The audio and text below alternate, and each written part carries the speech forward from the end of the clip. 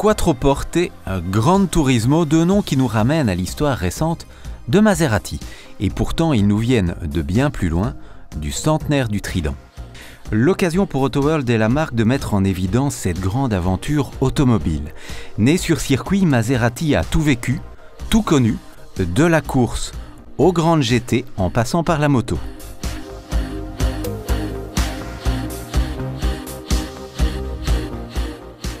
Quelques zones d'ombre, comme le design ou la fiabilité des années 80, passent toutefois à la trappe face à la sublime 3500 GT.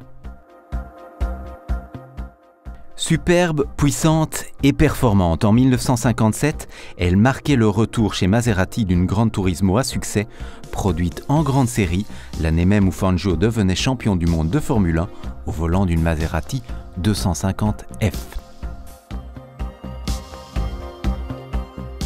Cette exposition regroupant plus de 30 véhicules recèle de véritables trésors. Des pièces rares et méconnues dont la patine diffuse un charme perceptible dans les halls d'Autoworld.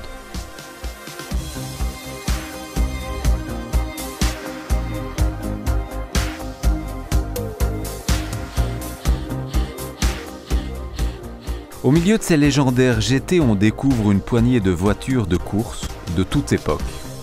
Des bolides uniques dans des états variés qui racontent l'histoire, celle du sport automobile.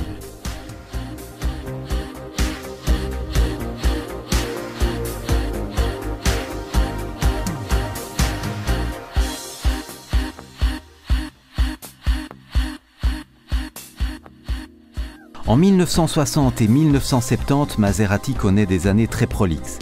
Mistral, Mexico, Ghibli, Indy, Bora, Merak, Khamsin et Quattroporte, toutes intéressantes par l'un ou l'autre de leurs aspects.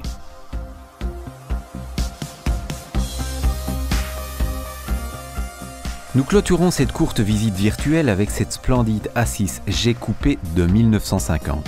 Superbe à l'image, elle doit être vue en chair et en os. Vous savez ce qu'il vous reste à faire.